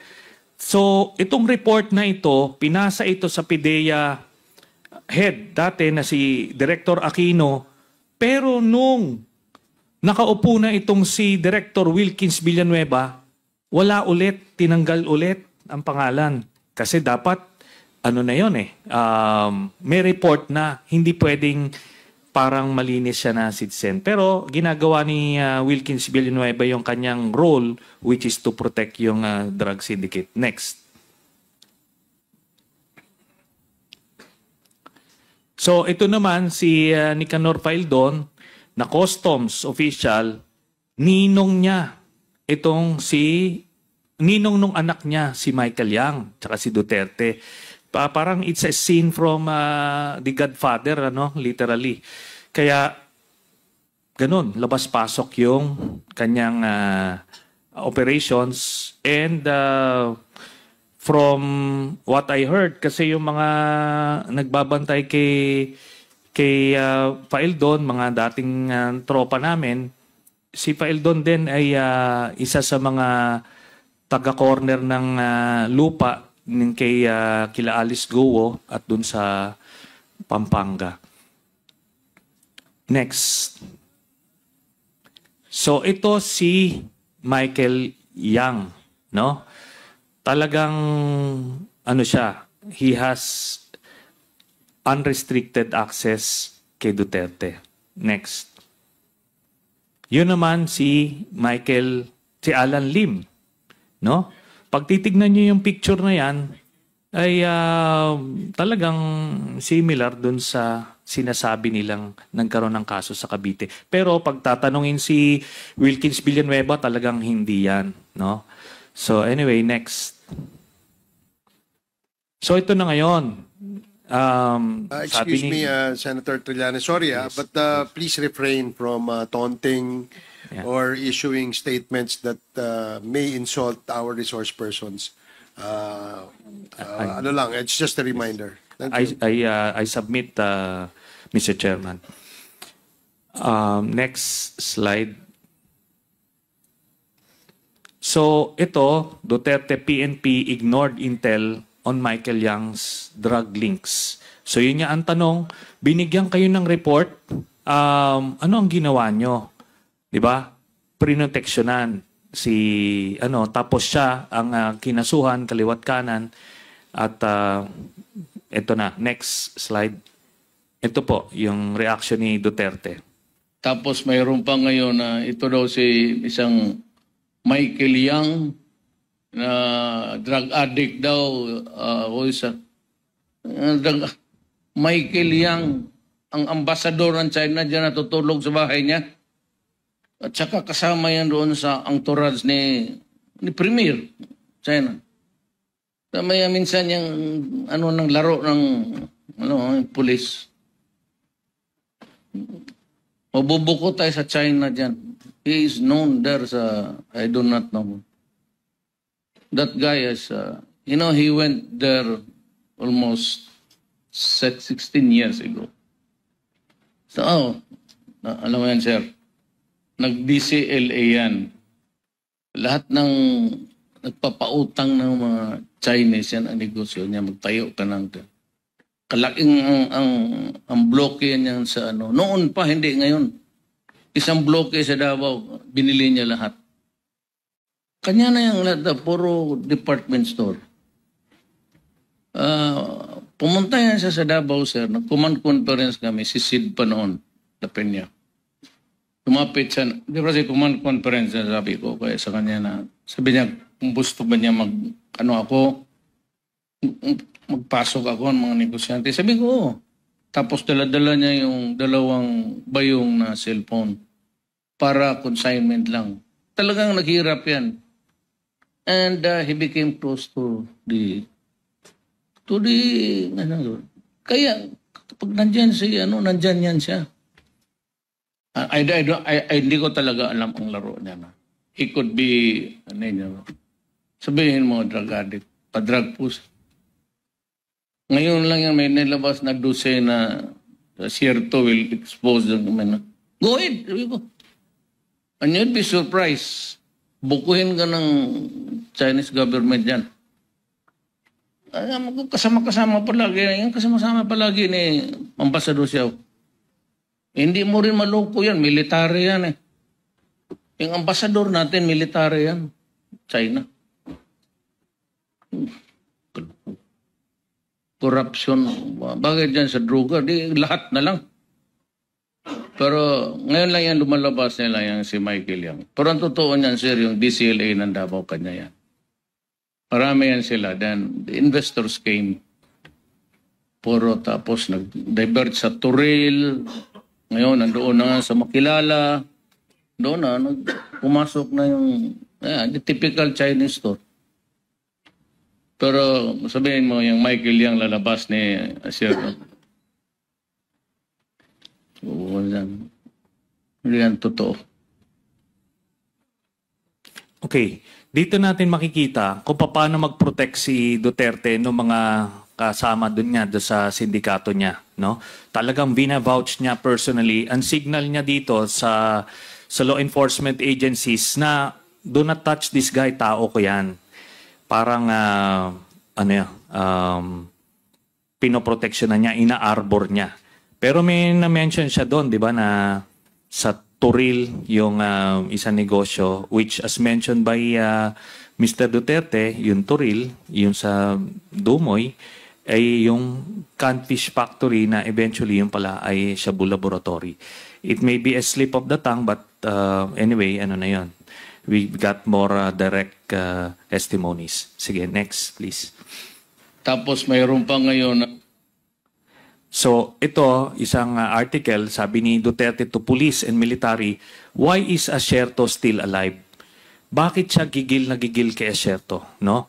Kasi nag-initiative siya, ginawa niya yung trabaho niya, gumawa siya ng dossier against Michael Yang, thinking that he was doing some good service to the country.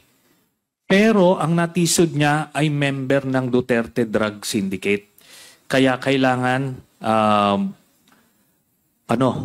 maproteksyonan yung identity na yon at sirain yung gumawa ng intelligence report. Next slide, please. Okay, ito na yung third or fourth player, si Mr. Sami Uy. Next. Itong si Sami Uy ay na-declare na isa sa top donors ni Mr. Duterte noong 2016 elections. Next. Ayan, si Sami Uy. No? Okay, next. So, ito na. I presented it the last time. Ito yung mga na-uncover namin dun sa bank documents na nakuha ko back in 2016. So, nandito po yung distribution niya. Ito po, 8 checks na nakapangalan, ang account na pinanggagalingan ay si kay Sami Uy, tapos ang beneficiary dun sa mga manager's checks ay itong sina Sara Duterte, Digong Duterte, Paulo Baste at si Hanilet. So silang 5. Tapos tinignan namin yung mga dates, more or less 6 months. Every 6 months nakakatanggap sila ng yung buong pamilya ng mga 40 to 50 million pesos. So we deduce this to be a dividend of some sort, no? Next slide. So ito, yan yung mga distribution. Next slide. So yan po, nakapangalan po sa kanila yan. At sabi ko nga, since may back secrecy law tayo, may hirapan magbigay ng confirmation yung AMLAC. And by the way, I never said na itong mga dokumento nakuha ko ay galing sa AMLAC. However, mamaya lalabas dyan, ang contents nung aking nakuhang dokumento are the same as the ones na nakuha nila sa AMLAC. Next. Ito po yung admission ni Duterte. I can explain very well legit explanation. But hindi naman ganun kalaki. And kasi uwi ako ng Davao Monday. Sabi kasi ni Trillanes, nandoon siya, I requested mas mabuti daw yung abogado mag-appear sa akin so they can explain fully. Hindi naman siya, but a little less than 200 million. Hindi naman ganun kalaki. Sir, magkano po lahat? Hindi ko alam eh. Sabi ko, gusto ko buksan ngayon. Wala mang opisina pala. Sir, nung unang lumabas yun, dininay ng spokesman nyo. Then the following day, you admit. Ano po masabi nyo? Kasi walang account na 200. A little lesser than 200 million. Sir, how come yesterday you said thousands only, not reach million? Is it? Sir, before that, you said Hindi ko kasi paano yung ang zero. It's either may zero ba o walang zero. Nalito kayo, sir. Nalito sa zero. Oo. Bilyon na ang pinag-usapan. So now you're confirming that those deposits are real? Yes. Ang sinabi ko, wala akong deposito na ganun kalaki. Hindi ko sinabi na wala akong, I mean, I've said it in a different way. Hindi naman ako deposito ng ganun kalaki. Kaya nag-deposit mo na akong account. Bakit hindi yun na ilagay sa salin? As of yun eh. Wala na, ginastos ko na. Happy ako. A little less than a million. So are you accepting Trillanes challenge, sir, nung sinabi mong leader on Monday? Okay, ay di ako makapunta because I'm going to Davao. Si Panelo si Sal Panelo will be there because he is my legal counsel. Noon pa, I told them out. Attorney Panelo. They know. The authorization. The bank, sir? Yes, to open. When, sir? For Attorney Monday Panelo. nga. For Attorney Panelo. No, when did you call the bank today? Today. To open it on Monday. To open on Monday in front of Trillanes and Panelo. Huwag muna silang pakialaman. Allow Panelo to explain first Okay. the legal ramifications. So yan po, no? Umamin siya na totoo yung mga accounts. Kaya yung pag-validate nung documents per se ay basically si Duterte mismo yung nag-validate nun. At ang nangyari dun sa, no nagkita kami ni Panelo dun sa BPI Julia Vargas branch, yung bank manager na nakausap namin ay ano siya, sabi niya, pwede na siya magbigay ng statement of account na 6 months na transactions yung lalabas. Sabi ko, sige, that will do. Pero pinigil ni Panelo yan. He made sure na walang dokumentong lalabas on that day. And precisely, wala na tayong narinig after that. Kaya hindi niya malusutan itong issue na to every time. Sige, next slide please. So, ito po, ang sabi ng Ombudsman, Duterte wealth documents from AMLAC similar to what Trillanes has. Yan po. Tapos sa kabila, AMLAC's bank records on Duterte show 1 billion flow of money from the Ombudsman. So, ano yan? Naka-document po yan. Next. Tapos, Pala suspends Deputy Ombudsman Carandang for disclosure. Wala naman nung dinisclose. Sinabi lang na similar. But he got so paranoid na the investigation is gaining some headway. Kaya tinanggal na kagad at naglagay siya ng bata niya. Next. So yan. Next. Okay, so Malacanang talaga. Yung nag-iimbestiga sa kanya, yun ang tinanggal niya. Di ba? So dito natin makikita, pagka kakampi niya, poproteksyonan, pagka kalaban or against his interest, kagaya ni Asierto at ni Carandang, hinaharas. Next. So, doon lang po, no? Doon sa, isingit ko lang, doon sa BPI branch, na yung fund manager ni Mr. Duterte eventually ginawa niyang SSS president, no? Yung dun sa BPI branch na yon. So again, the pattern is there. Pag gumawa ka ng mga special operations, ipopromote ka. Biruin nyo from a not even a branch manager dun sa BPI Julia Vargas, ginawang SSS president.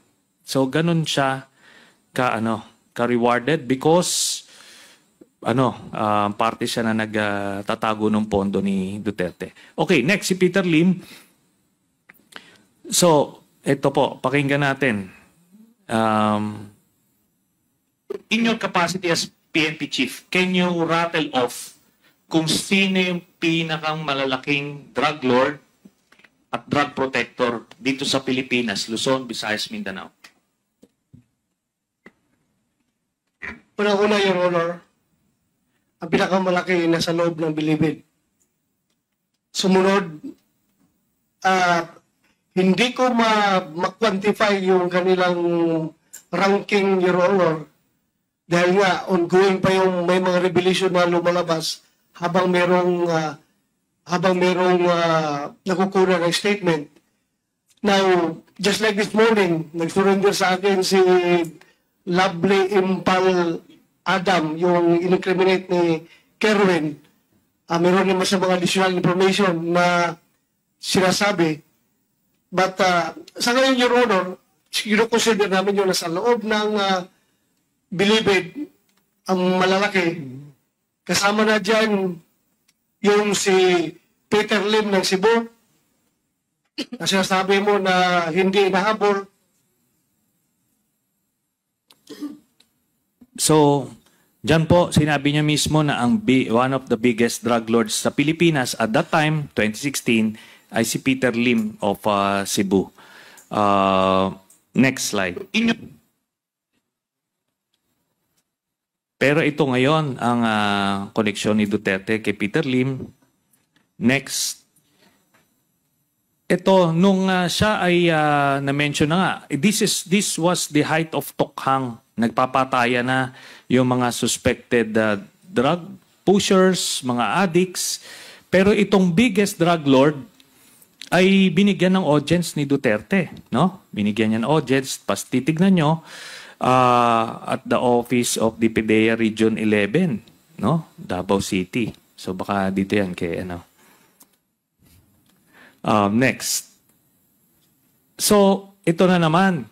State prosecutors dismiss rap versus Peter Lim and Kerwin Espinosa. So clear. Next. Pero nung pagkalabas ni Peter Lim sa NBI, biglang ni-restore para mahuli ulit si Kerwin Espinosa. So nakita nyo, unang finailan silang dalawa, pero dinismiss, kunyari, sa kanilang dalawa, pero immediately ni-restore yung kay Kerwin Espinosa pagkalabas ni Peter Lim. Sige, next. Tapos, again, prinomote yung DOJ prosecutor who cleared Peter Lim. Di ba?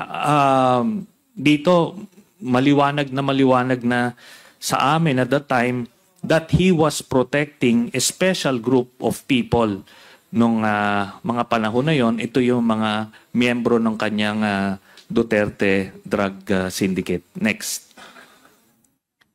So ito, ikukuha ko lang yung mga previous na nung pinoprofile na namin siya, inimbisiga namin siya, we came across with this. No? Next. December 11, 2009. So merong cocaine, Davao City. Next. Sige, next. So ito, ginagawang transshipment yung Davao City, yung Port of Davao. Galing Malaysia, ginagawa ron Davao City, then tinatransport. This, according to our information, ito yung mga panahon na merong partnership or collaboration itong Duterte Drug Syndicate with some Mexican drug cartels kasi gusto nilang ikutan na kasi well-guarded na yung Mexican border, kaya ibang ruta yung ginagawa nila.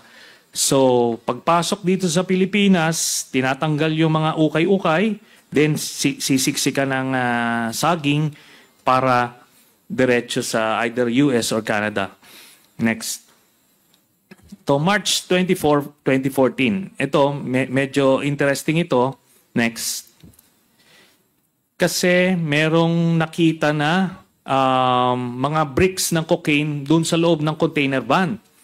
No? So, transshipment, pumasok, pinalitan yung ukay-ukay, nilagyan ng nakita ng mga trabahante yung mga cocaine bricks, kinuha nila. Next. So, kinuha nila, ang naiwan lang 24 cocaine bars. No? So, next. Tapos, next please. Ngayon, itong si Mr. Duterte, out of the blue, nag-offer siya ng reward ng 100,000 pesos for every missing cocaine brick. No? 13 specific sila. No? PDEA Region 11 ulit ito na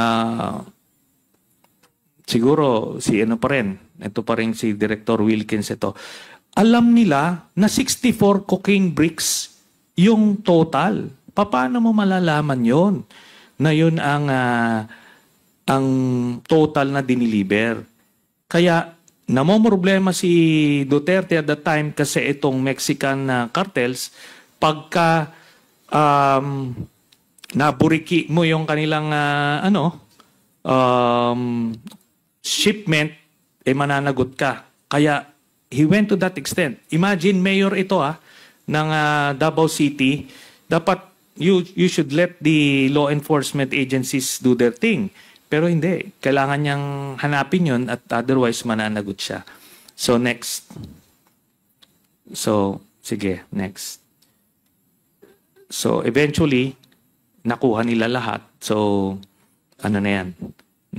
Nailabas din nila. Next. Next. Sige, next. Okay. So, ito, consistent transshipment, ano siya. Kaso nahuhuli siya because yung USDA, meron silang information. Next. Next. Tapos, ito yan. Nung panahon ni Duterte, nung kaupo niya, talagang they ran after the different Shabu laboratories. Binasag nila lahat yon kasi yun yung local supplier. Then, so when they were done, na basag nila lahat, kaya din pinapatay yung mga chemist sa loob ng mga kulungan para wala nang gagawa ng shabu. At nung natapos yon, ito na, pumapasok na yung bulto-bulto record-breaking importations. Next. So yan, yung 4.3 billion. Next. Yung 6.8 billion. Next. Ito pa. Nung sabi nung shabu, nung PDEA, na may shabu yung magnetic lifters, itong si Duterte, ay sabi niya, pure speculation lang yon. Bakit? Kasi kay Michael Yang na shipment ito. Itong mga magnetic lifters. So, next. Ayan. So, kahit yung mga K9, sinabi na drugs yun, sabi ni Duterte, hindi yan drugs. Sige, next. So, 11 billion. Next. 1.8 billion. 5.1 billion sa Bulacan. So, ito lahat ng mga record-breaking shipments ni isang pangalan from DPDEA. Kung sino ang nasa likod nito, hindi nila masabi.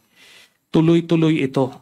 Tapos, itong mga nauhuli, kunyari, eventually, nare-recycle, kaya umabot, nagkaroon ng yung 990 kilos na shabu na inimbestigahan din ng Quadcom.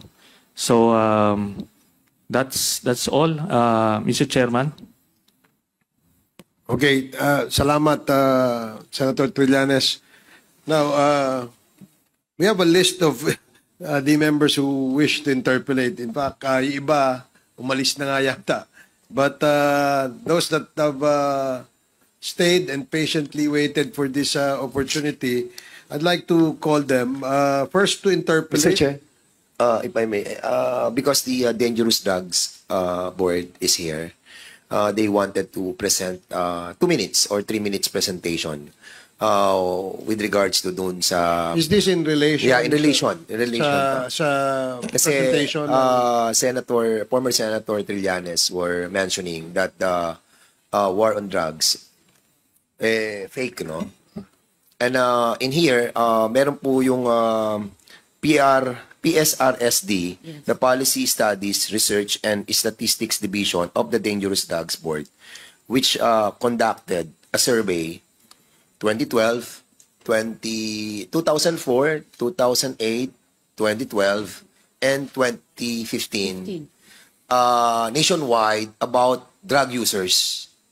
Sige, makita po natin, actually we discussed this in the Committee on Public Order last week, and we have decided to elevate this to here in Quadcom because we believe that kailangan po natin makita ang mga drug users sa buong Pilipinas based on the National Household Survey that they conducted since 2004. So maybe let's give them a time to present it, Mr. Chairman. Sige po. DDB, is this an annual survey that you conduct? No, sir. We conduct it every 3 years. Every 3 years. Yes. So the last would be? The last one was in 2023. Yung recent lang po. Okay, sige po.